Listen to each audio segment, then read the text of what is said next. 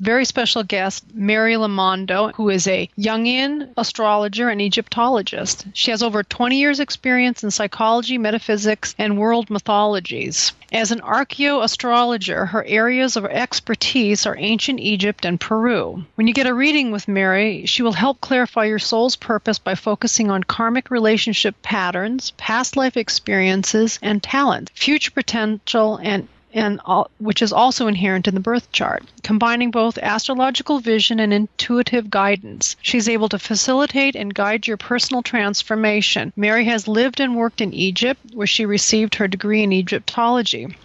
She currently leads trips to Egypt and Peru and is researching the archaeological and astronomical connections between these two civilizations. She began Paka-Terra travel as a way to share her love of sacred site travel and Mother Earth with like-minded individuals. You can find out more about Larry Lomando at www.Paka-Terra, PACHATERRA.com. Hi, Mary. Welcome to the show. Hi, Brenda. Well, it's nice to be here tonight. That is quite a mouthful that you just to get through there, but thank you very much for that wonderful introduction. Well, I know you're a friend of Steve's, and he's spoken so highly of you, and Egypt is a love of mine, too, and I'm sure we're going to have a great interview because we're going to talk about stuff that we really, that's at the heart of our spiritual journey, I'm sure. Yes, it is, and I think we have quite a lot of mutual friends with us tonight, both in and out of spirit, let's put it that way. Oh, yeah, definitely. Sharing my love of Egypt has pretty much been my life's work, so I'm glad to be here. So when did you first get interested in Egypt? I mean, like what sparked your interest? Well, it's kind of a roundabout, like life just kind of intervenes. It wasn't as if I always wanted to be an Egyptologist or, I had kind of like an Indiana Jones thing from when I was young, because I didn't. I basically came to Egypt as a person who was doing research and working on a documentary about Egypt. And that, it kind of came about in very serendipitous ways. But once I was actually in Egypt, my first, few minutes, I knew that just the air, something about it, this was back in 1989.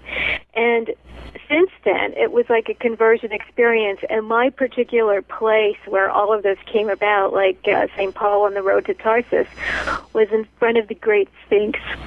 And to me, that was kind of like a soul repository, if you will, of all of my connections to Egypt, which was interesting because I didn't realize any of that until I was on site in Egypt as an adult. And I was already in my late 30s before I got the call that was something that I really needed to explore more of and incorporate into my life. And since then, I went back and forth on actually living there and studying there between 1989 and 1991.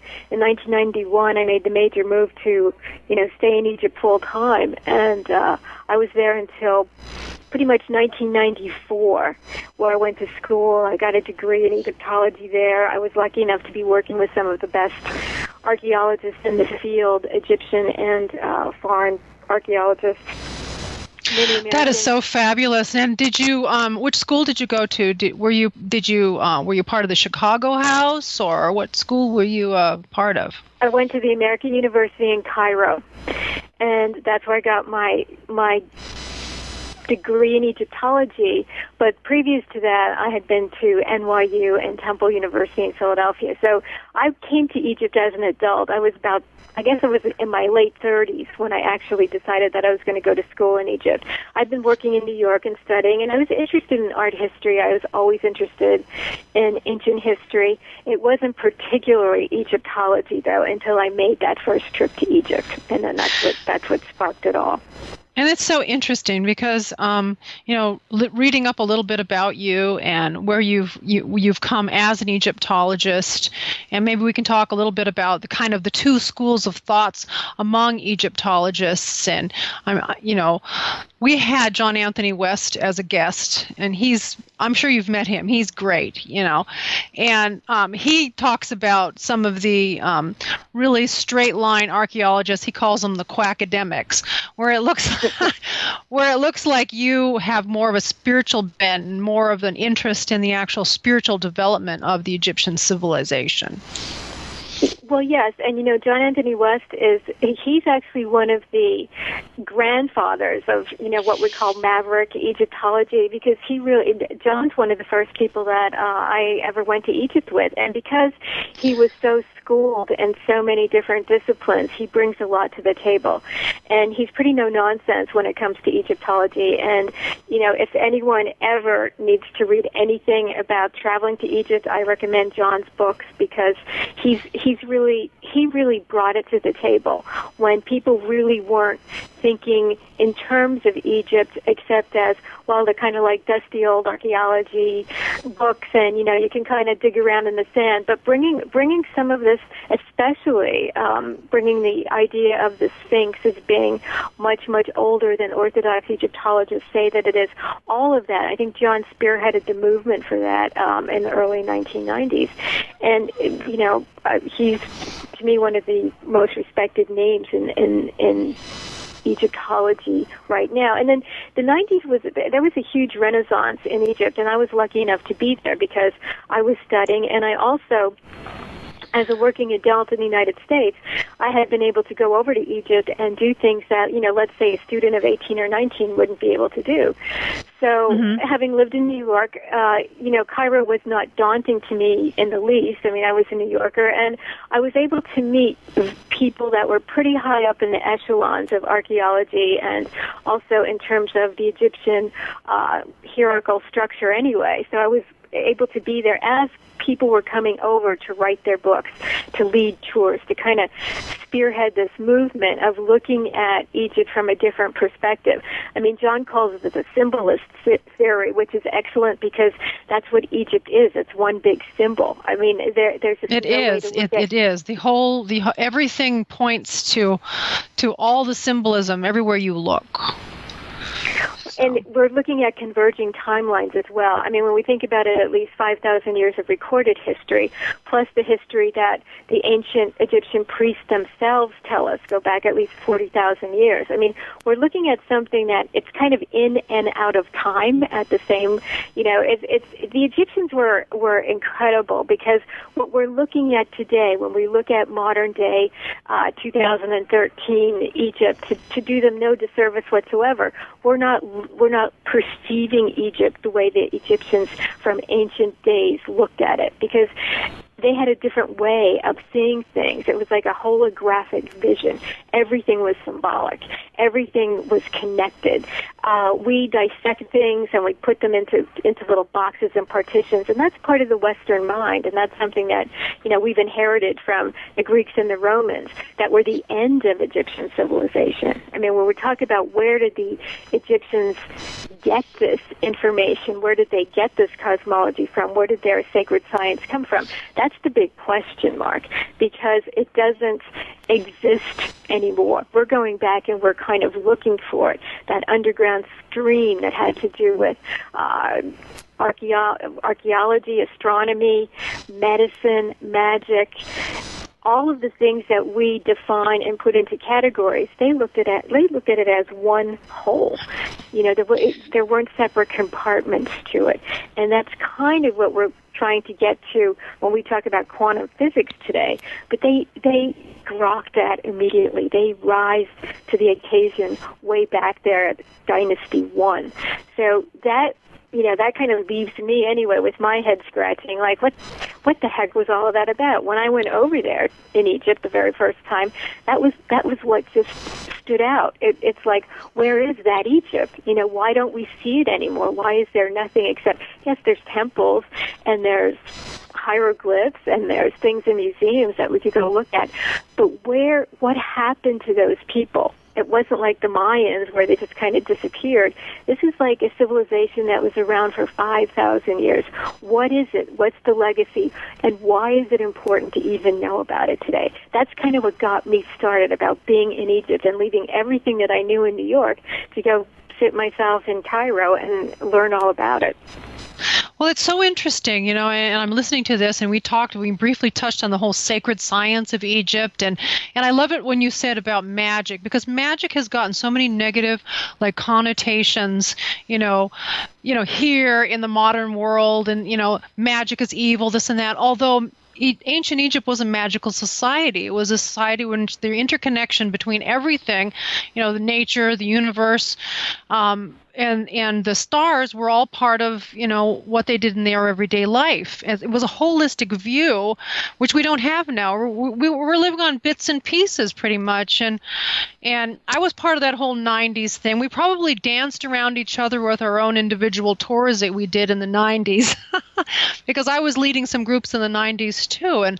And there is a real push for that. I noticed that there's so many spiritual groups going over there now. And, it's just like you said, you go in there, you can feel the energies of those temples, but everything around it is the energy is completely the opposite. And that makes me segue into this whole thing with on the sacred sites of Egypt. And I wanted to talk and get your take on what you felt about some of these. There's a specific temple that I was curious to see what you feel is there, and that's the necropolis of Saqqara. Yes, well, Saqqara is an extremely massive site, first of all, and it was the site of what they call the original stepped pyramid. And so if you look at it from the eyes of Orthodox Egyptology, that the stepped pyramid, the 7 steps of Saqqara, was the first pyramid, not the Great Pyramids of Giza. Now, I believe, as do a few other people, that Saqqara was part of a healing complex, if you will. It was actually the first capital of Egypt, and we know that, of ancient Egypt. But in terms of, if we're looking at this Egypt that predates the history that we know of, and Edgar Cayce talked about, call it the A word, that there was an Atlantean influx of individuals, if you will, that came into Egypt. And one of those places that was one of the original center points for that influx would have been the area of Saqqara. And the great wise man, magician, high priest, many, many titles of the seer that we know of as Imhotep probably was in that area of Saqqara. Now, Saqqara, as an important site in Egypt itself, started at the beginning of the dynasties, right there at Dynasty 3, and continues all the way through the Greek and Roman period, and ends with the Romans themselves. So there's thousands and thousands and thousands of years of burials right there in Saqqara, which we can, as an archaeologist or an Egyptologist, go in there, even as a tourist, go around and putter around and look at things, and they're kind of layered. That, to me, is kind of like a key of understanding Egypt. It's one of the codes that you kind of get to learn about Egypt, is that nothing in Egypt just meets you straight on, linear fashion. Everything is layered. It's multidimensional. It's multi-textured. And when you start to look at things from that kind of lens of kaleidoscopic view, if you will, Egypt starts to turn and move, and you don't just see the Egypt that's, kind of chaotic, modern, the overview of the Egypt that we have today. You turn that lens a bit, and Egypt moves. It moves into this kind of parallel reality where you walk and you see, and sometimes it's even visual, like a shimmery kind of perception around the corner of your eyes, where you can see and feel and hear and smell the texture of that ancient Egyptian vibration that goes way, way back, way into what we might even call a pre-Atlantean period in Egypt. And it's all about frequency. It's all about holding energy. Some people call it magic. There's many, many words for it. However, it's a vibration, and Egypt it's the alpha and the omega. There's no other vibration like it on this planet. That's why it's been here so long and why it will continue to hold that vibration. And the Sphinx is a marker point. It's kind of like a turnstile at Grand Central Station. It's where the dimensions merge. And there's parts and points up on that Giza Plateau where you stand in one area and you're transported. It's as if there's an elevator that takes you in and out of parallels. You can feel like you're in India, you could feel like you're in Peru, you could feel like you're in South America, you could feel like you're off planet somewhere, but there's something about the physicality of Egypt itself. It's able to hold that because it was laid down as this grid. Whatever was built on the earth matched a component in the sky. So we get that alchemical saying of as above, so below.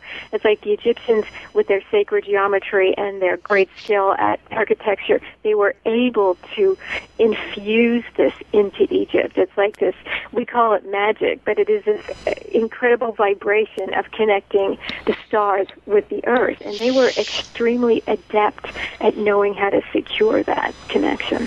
And, that is an otherworldly thing, too. Now, kind of going back towards Atlantis, and to kind of, you talked a little bit of travelers coming, strangers from the West or settlers from the West, people who came from Atlantis into Egypt. And there has been lots of theories that Tahuti, as well as Isis and Osiris, who many believe were real people at one time, came from Atlantis. What is your theory on that? Yes, I do believe that the mythology of Isis and Osiris and that original family, if you will, of Egyptian progenitors were real people. I think the mythology has been cloaked around them and the stories have been handed down, but originally that they came in and there was an Egypt that already existed. And so what we're talking about is a pre-Atlantean Egypt, and we're talking about people who didn't come in as invaders, and it wasn't like a chauvinistic, oh, we know more than you do, ha ha ha, that kind of thing.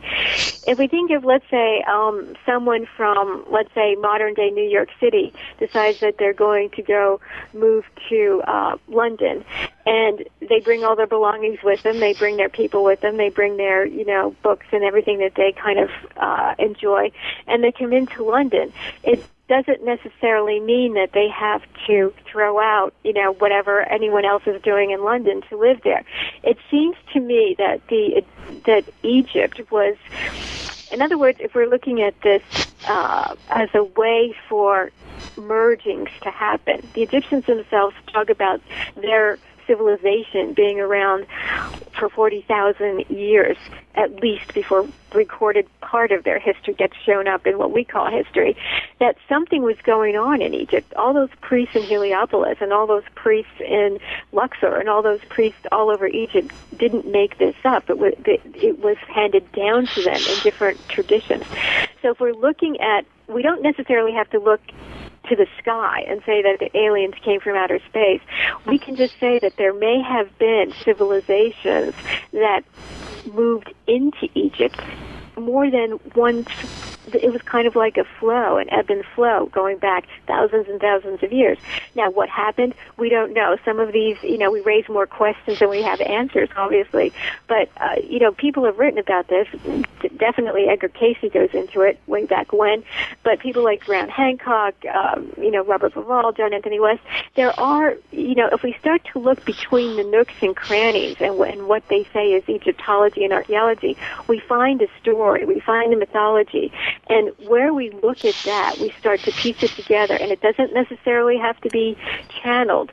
This is why I went there and studied for 4 years, because if we look at the Egyptian writings themselves, they tell us where their history began, and they tell us all about it. But the 18th century archaeologists from Europe, oh, that has to be, that's crazy. That's just crazy talk. That can't be real because it didn't fit their It didn't fit the parameters of the belief system, I'm sure. Exactly. It couldn't be that. It had, God created the world in 7 days, and therefore, this couldn't exist.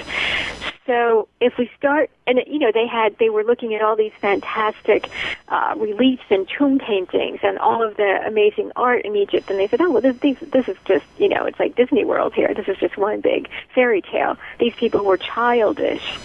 Look at this visionary, hallucinatory stuff that they believed in. This can't possibly be real.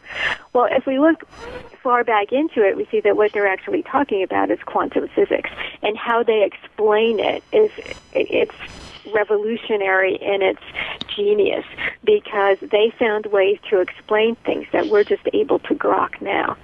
It's mind-blowing. Well, and because of all this, they were truly an advanced civilization. Their knowledge came from probably a place of, it might have been otherworldly, and there's a lot of theories on that.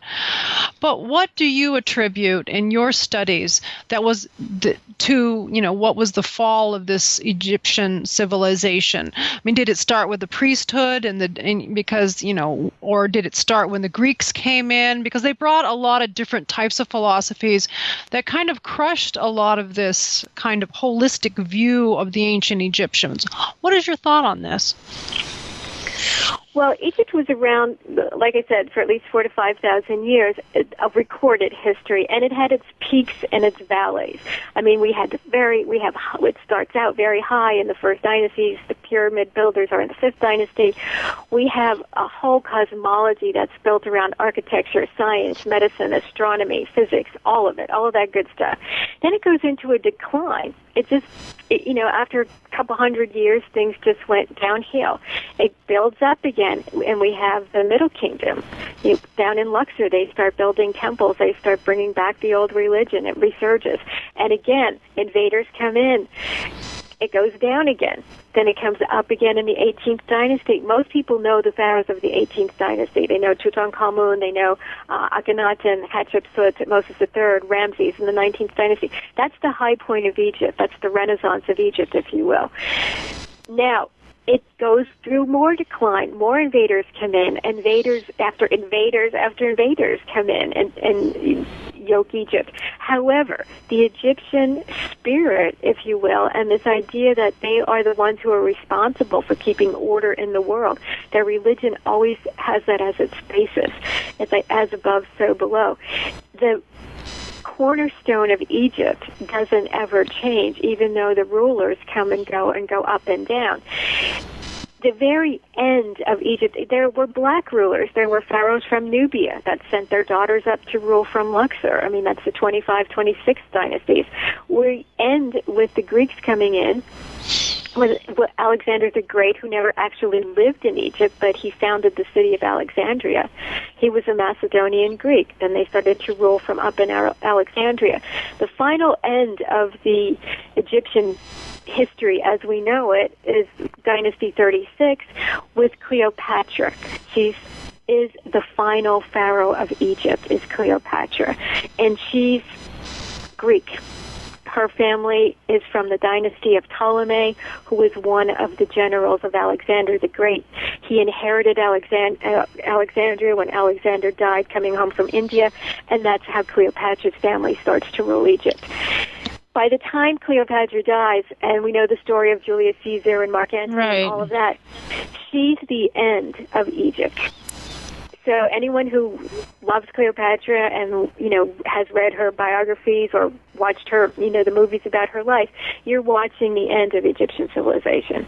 And then what happens is the Christians come in, the Romans come in, and it's the new age. The age of Pisces is beginning, and the age of Aries goes down with Egypt. That's basically that was a sad time. That was a sad time, I believe. And what about Nectanebo? I mean, he was the last native pharaoh, wasn't he? And a magician. He was also a magician. Well, this is what we're talking about, the Greco-Roman influence, where the high magic gets kind of diluted. The original, when we use the word magic, let's talk about command of maybe quantum physics, which a normal person wouldn't really understand. But, they had priests, they had shamans, they had, there was various degrees of the Egyptian religion, just the way today there would be an inner circle of, let's call it any mystical society, and an outer circle. Not everyone was privy to the way things worked. Nectanebo was an interesting person, but he was studying books that were written 3,000 years before he was born. And so the knowledgeable Greeks that came in, who were schooled by philosophers, learned from the feet of Egyptians thousands of years before, and this information was passed down in the underground stream. I mean, all of this, what goes around comes around. And every person who studies any kind of magical or occult discipline today, it's like it all comes from Egypt. If you study Western magic, every single thing you know comes from Egypt. Now, I'm not talking about India's philosophy or the Far Eastern, but if you study Western magic, it all comes from Egypt. Well, it's interesting, too, and Egypt has a way of making itself known in every age that we live in. I mean, look what's going on now over there, which, hopefully, I mean, it can be a blessing and a curse on the temples. What do you believe? Do you believe that the current government is going to make it harder to be able to visit these sites, or that they might even actually tear down some of these sites because of the Islamic belief system? Well, I just came back. I was there until December 14th when I came back, and I'm going again in March. I'll be leaving March 1st. The thing with Egypt, like I said, it's got its peaks and valleys. I was there for the Egyptian Revolution. I was there in Egypt the whole time, from the beginning to the end.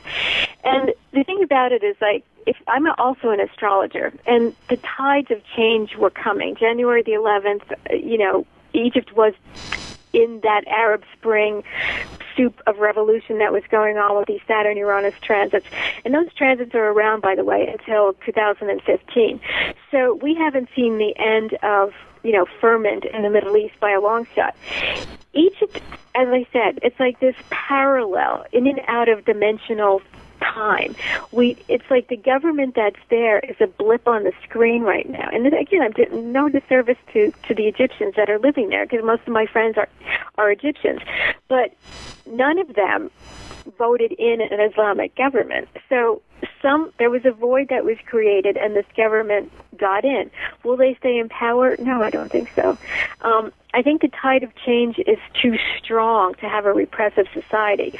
The age of Aquarius, we just talked about the age of Aries moving into the age of Pisces. We're leaving the age of Pisces, moving into the age of Aquarius. Aquarius is freedom. Repression will not be allowed to stay, especially in Egypt. Egypt leads the way. I like that. From your lips to the goddess's ears, let me tell you that. Well, and it's all about taking the feminine energy. And again, remember when I talked about Egypt? Egypt is very much in the eye of the beholder. The eye of Egypt was the symbol everywhere. It's that systematic integration of the left eye, the right eye, the pineal, the pituitary, left brain, right brain. It's all about merging and seeing things in a new light. Now, in Egypt, as in the rest of the planet, we're moving towards bringing in balance to the masculine hierarchical structures and bringing in more feminine energy. Where better but the Middle East to have that come up, and just rear its head, because that's where the most work needs to be done. That's where the shadow goes in the deepest. Egypt is always and always will be about the goddess. So this is very. It's not to diminish what's going on over there, because politics is a big issue if you're in the middle of the swirl. The idea is that it's all about balance, and sometimes things have to swing 180 degrees to one side before they can get balanced from the 180 degrees to the opposite side. So what we're looking at is things coming into a balance in Egypt, the weighing of the scales, the heart with the white feather of Ma'at. It will come into balance because the Aquarian age says that it must. There's no way for it not to happen. However, when we're looking at I said these transits will be around till 2015. We're looking at about maybe 4 or 5 years of uncertainty. The antiquities in Egypt, this could be a whole other show. The antiquities in Egypt are too important for Egypt, for anyone to destroy them or try to keep them down. I mean, all those rumors, it's just crazy. They just opened the third pyramid while I was there in December. Instead of just having 2 pyramids open for people to go into, their government opened a third. So it's kind of even the opposite. They want tourists to come back into Egypt, and they're bending over backwards to open sites that were never opened. I just went into the Serapeum in December, and that's been closed since 1989. So the Serapeum is amazing. I've been in there. Yes. The serapeum is, now that is something that they can't explain how those sarcophagus got in there. I mean, I can't believe they were rolled on logs and with milk or whatever they said to get those in there. There had to be some other way to get those giant sarcophagus in there. Don't you agree? Yes, and that's just the tip of the iceberg of how did the Egyptians do it? I mean, there is so much about Egypt that we can't explain. And again, when we think about how they were dealing with principles and physics and laws of nature, that they had a way of working with that perhaps we've lost. I live in southern Florida, and the Coral Castle is one of those anomalies where, this little 5-foot, European man built this amazing stone structure that looks pretty much like the Giza Plateau in southern Florida. You say, well, how did they do that? We know that there are principles and there are laws of physics that can be manipulated. That's all magic is. It's manipulating the laws of matter. If you can figure out, or someone can tell you how to do that, then, you win the $50 million question. The idea is that the Egyptians were using a system, if you will, that was kind of, I believe, they inherited, or I don't know if they actually made it up, but it feels like however they were able to do these things, it was a system that they inherited, and we've lost the codes to how to do that. And that's where the mystery is. It's going back there and kind of sussing all of that out. I go to Peru all the time as well, and there's things in Peru that I'm standing in Peru and I feel like I'm looking at Egypt because they are exactly similar. It's as if the same building company went over there, but instead of putting it in the middle of the desert, they put it on the highest mountain of Machu Picchu. I mean, let's hold that thought for a minute. We got to break for 1 minute commercial, and I hate to. We're on a roll here, but we'll be right back, okay? Thank you. A new era in psychic services has begun. PsychicAccess.com. You can connect with our psychic advisors by telephone or chat 24 hours a day, 7 days a week. All of our psychic advisors are interviewed, fully verified, and accuracy tested, assuring you quality service. We're living in some very troubled times right now. More and more, the world's problems are affecting us on a personal level. You don't have to deal with this alone. Our highly accurate psychics, caring advisors, and talented mediums can help with situations you are currently experiencing and can let you know what the future may hold for you. All new customers get a free 6-minute reading. All you have to do is register. Why not visit us now and get a free reading at PsychicAccess.com. 1. Okay, we're back with Mary Lomando. Boy, this is like dark chocolate to me. Just a wonderful treat. And we had left off, we were talking about the comparison between the temples and the monuments of Peru with ancient Egypt. And this is just fascinating. Can you elaborate on that, Mary? Well, in brief, to go back and when we were talking about Edgar Cayce, one of the things that struck me, again, I never thought I was going to go to Peru or have anything to do with Peru, but in 1994, a friend of mine convinced me to leave Egypt for a while and go to Machu Picchu, and I did, and I kind of had a similar experience in Peru. When I got there, I thought, wait a minute, this stuff doesn't make sense. And there are so many similarities in the architecture of the Incas. The Incas themselves called themselves sons of the sun, the same way that the ancient Egyptians did and the same way that the Atlanteans did. They built sun temples the same way that the Egyptians did, and they have very similar burial practices, the way they lay out their cities and also the way that the Inca ruled, pretty much the same kind of God on earth type thing as the Pharaoh. I mean, their cosmology is very, very similar. The Incas themselves come into play in the 1500s. They actually come very late on the scene in South America and Peru. We're talking about Egypt 4,000 years ago. So where do those timelines connect? I mean, how is it even possible that these Peruvians, these Inca tribes, had the same ideas as the ancient Egyptians. So if we look at that and we go back to that idea of perhaps there was an influx of people coming from different lands as those lands broke up in these pre-Diluvian civilizations, some of that starts to make sense. And, mine's much more brilliant than mine have, kind of pieced this all together over the years. And one of the people that I first read that made perfect sense to me on this was Graham Hancock, who was a brilliant English researcher, and he's still around. He still does tons of good stuff. But he was also talking, and his book is called Fingerprints of the Gods, where he goes into a lot of detail. I wasn't familiar with that book when I went to Peru. All I thought was my eyes are seeing this, and my brain saying, this can't exist. And the Sun Temple in Cusco, Peru, which is called Gate of the Sun, total beautiful enclosure in their main city, is built on the same idea with sacred geometry, the same axial proponents, if you will, as the Great Pyramid in Giza. I mean, it just makes no sense. They had no connections to each other.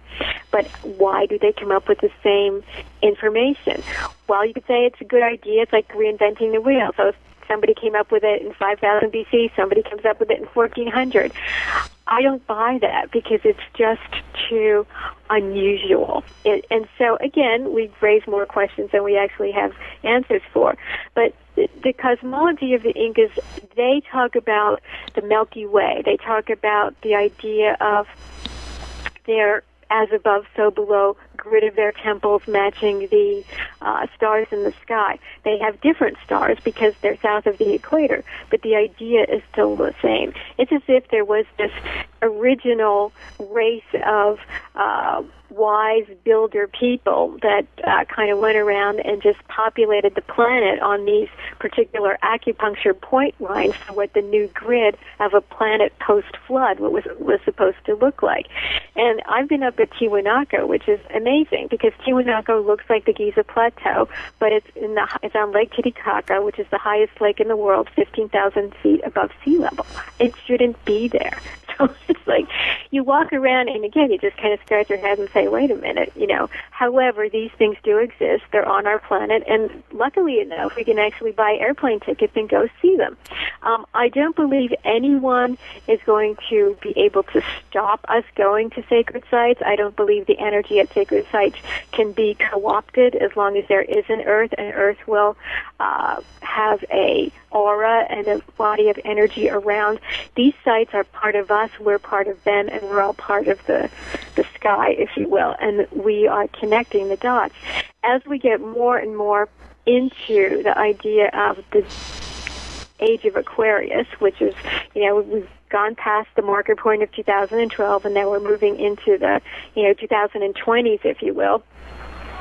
Once we get closer to some of these intersections of time and space, grid coordinates, if we're looking at them on a diagram, we're going to see that these sacred sites are going to make much more sense because we're going to start to actually understand them. It's like they've been this library waiting for us to get the library cards and start reading the codes. We're finally evolving to the point where we can understand what they mean. That's why they've been here for so long. And I don't think they're going to go anywhere too quick, and I don't think anyone is capable of closing them down. They're not to be closed. Well, in talking about the similarities with all these sacred sites and actually all over the world, even this in Stonehenge and their whole, their particular myth of creation is very similar to the ancient Egyptians' myth of creation, as well as being a solar-based belief system. And all these similarities, and then there's all this stuff that everybody's talking about it on TV now about the ancient alien things, and that they have this connection with the stars and those advanced civilizations from the stars. Do you believe that that contact with advanced civilizations from other solar systems is part of this whole interconnection all over the world? Yes, I do. I mean, I believe that initiates from time immemorial, evolved souls, if you will, put on this planet have always been in contact with beings, higher intelligences. If those beings necessarily have to visit in hardware in ships, well, then so be it. I've never seen one, although I can attest to the fact that many people have. I believe that people have always had the capacity to channel. That's what separates us from animals. And I believe that on a spiritual quest, the whole idea is to discover the Godhead inside yourself. Therefore, I believe humans are part starseed, part DNA from other areas, if you will, interstellar DNA, whatever we want to call it. We're here, and we always have had contact. We've never lost certain contact. Do I believe, as some people do, that aliens actually came down to build these things? I don't know if they necessarily had to do that. I think as long as they may not have to. If your theory is correct, and it's a DNA type of thing that we possess within us, then it could be a multidimensional thing. Well, and there's always been people who have been able to channel information. Let's say, in Edfu, the Edfu texts talk about the Temple of Edfu in Egypt. They talk about how there were, and this is supposedly books that were written by the Thoth himself, the god Thoth himself.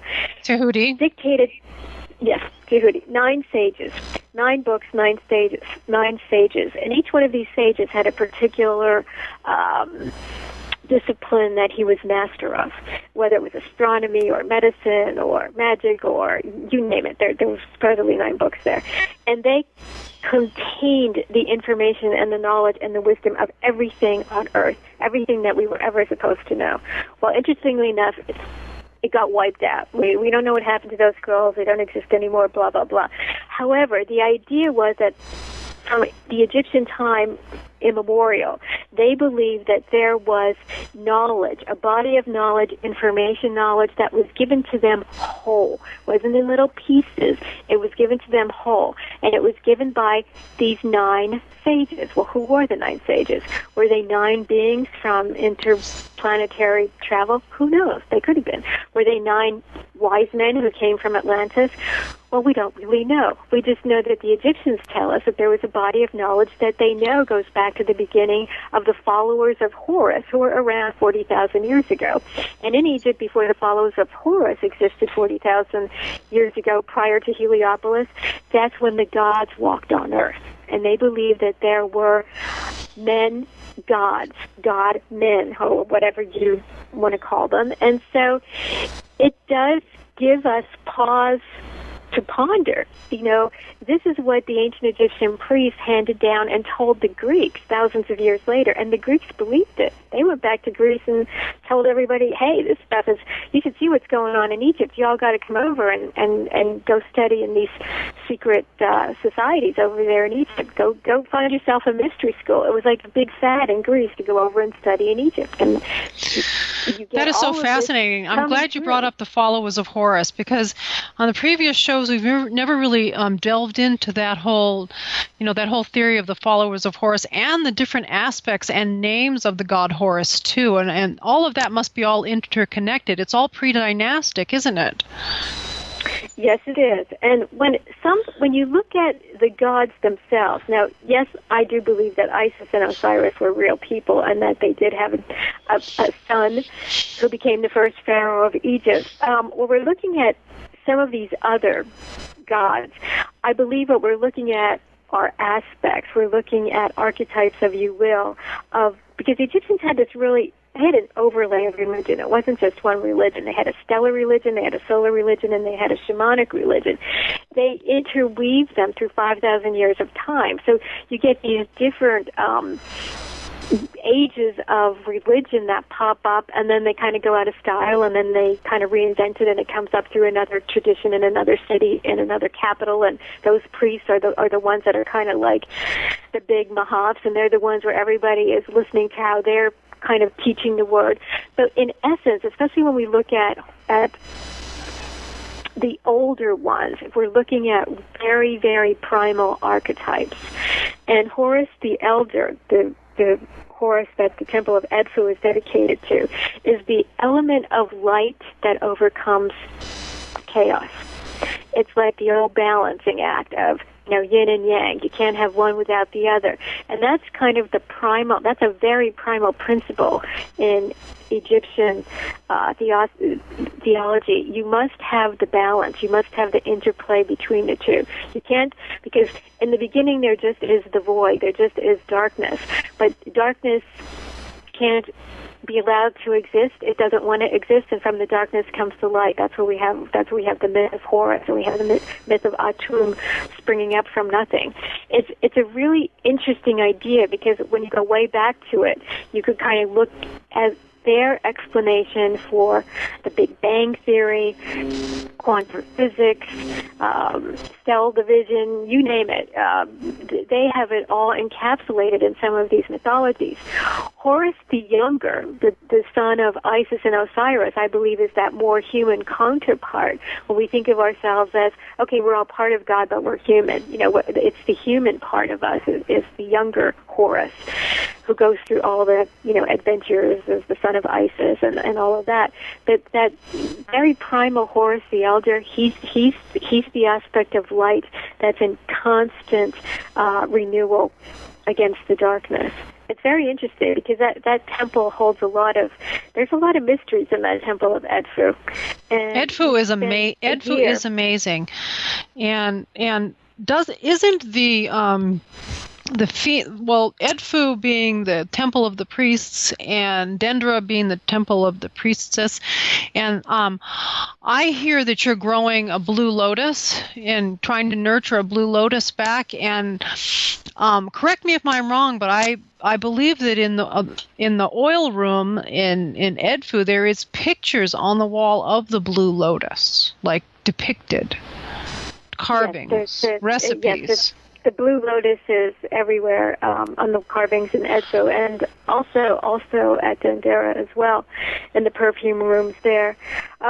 Midwifing the blue lotus back into Egypt is a project that I took on about 3 years ago, and basically the idea is to have enough blue lotus growing in Luxor so that we can replenish and give them back to the temples. It would be great to go back into Karnak Temple in the Sacred Lake there and see the blue lotus back in its Wouldn't that be fabulous?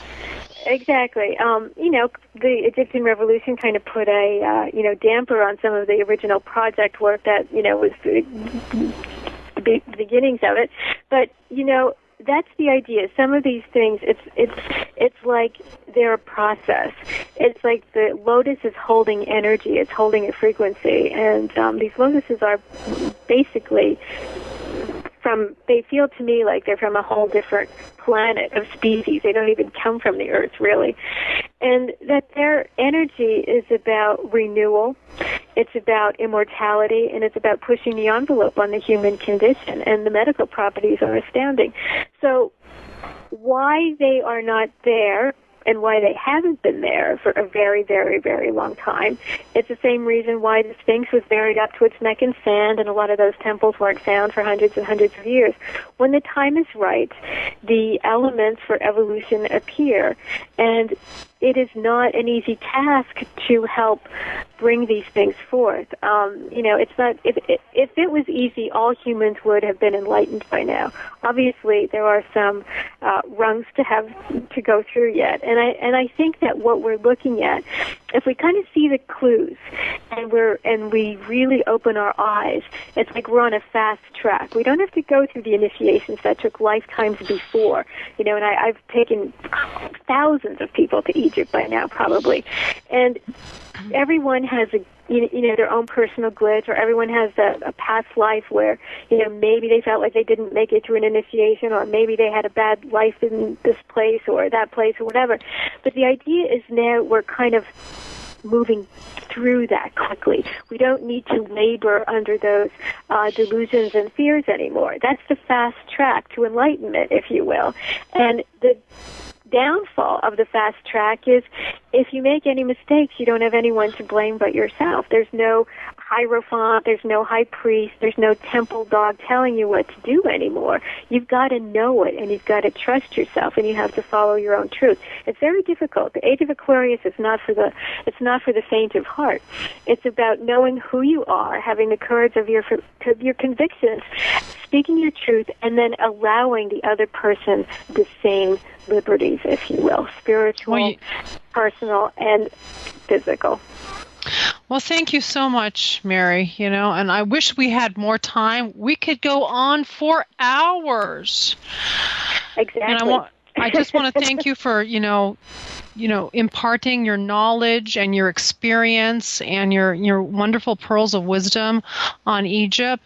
And we would love to have you back again. Thank you. Thank you. I know there's a lot more to say. Hello, my name is Res Miranda. If you're having relationship, career, or life issues, I'm inviting you to experience what it's like to have access to professional, highly accurate psychics and spiritual advisors you can trust to care and help you. Register now to get your free 6-minute reading by telephone or chat. Get answers, get access, psychic access, 24 hours a day, 7 days a week. PsychicAccess.com. Life's work, so I'm glad to be here. So when did you first get interested in Egypt? I mean, like what sparked your interest? Well, it's kind of a roundabout, like life just kind of intervenes. It wasn't as if I always wanted to be an Egyptologist, or I had kind of like an Indiana Jones thing from when I was young, because I didn't. I basically came to Egypt as a person who was doing research and working on a documentary about Egypt. And that, it kind of came about in very serendipitous ways. But once I was actually in Egypt, my first few minutes, I knew that just the air, something about it. This was back in 1989. And since then, it was like a conversion experience. And my particular place where all of this came about, like St. Paul on the road to Tarsus. Which school did you go to? Were you part of the Chicago House, or what school were you part of? I went to the American University in Cairo, and that's where I got my degree in Egyptology. But previous to that, I had been to NYU and Temple University in Philadelphia. So I came to Egypt as an adult. I was in my late 30s when I actually decided that I was going to go to school in Egypt. I'd been working in New York and studying, and I was interested in art history. I was always interested in ancient history. It wasn't particularly Egyptology, though, until I made that first trip to Egypt, and then that's what sparked it all. And it's so interesting because, reading up a little bit about you and where you've come as an Egyptologist, and maybe we can talk a little bit about the two schools of thoughts among Egyptologists. And we had John Anthony West as a guest, very special guest, Mary Lomando, who is a Jungian astrologer and Egyptologist. She has over 20 years experience in psychology, metaphysics, and world mythologies. As an archaeoastrologer, her areas of expertise are ancient Egypt and Peru. When you get a reading with Mary, she will help clarify your soul's purpose by focusing on karmic relationship patterns, past life experiences, and talents, future potential, and which is also inherent in the birth chart, combining both astrological vision and intuitive guidance. She's able to facilitate and guide your personal transformation. Mary has lived and worked in Egypt, where she received her degree in Egyptology. She currently leads trips to Egypt and Peru and is researching the archaeological and astronomical connections between these two civilizations. She began Paka Terra Travel as a way to share her love of sacred site travel and Mother Earth with like-minded individuals. You can find out more about Larry Lomando at www.Pacaterra, PACHATERRA.com. Hi, Mary. Welcome to the show. Hi, Brenda. Well, it's nice to be here tonight. That is quite a mouthful that you just to get through there, but thank you very much for that wonderful introduction. Well, I know you're a friend of Steve's, and he's spoken so highly of you. And Egypt is a love of mine too. And I'm sure we're going to have a great interview because we're going to talk about stuff that we really, that's at the heart of our spiritual journey, I'm sure. Yes, it is, and I think we have quite a lot of mutual friends with us tonight, both in and out of spirit. Let's put it that way. Oh yeah, definitely. Sharing my love of Egypt has pretty much been was in front of the Great Sphinx. And to me, that was kind of like a soul repository, if you will, of all of my connections to Egypt, which was interesting because I didn't realize any of that until I was on site in Egypt as an adult. And I was already in my late 30s before I got the call that was something that I really needed to explore more of and incorporate into my life. And since then, I went back and forth on actually living there and studying there between 1989 and 1991. In 1991, I made the major move to, stay in Egypt full time, and I was there until pretty much 1994, where I went to school. I got a degree in Egyptology there. I was lucky enough to be working with some of the best archaeologists in the field, Egyptian and foreign archaeologists. That is so fabulous. And did you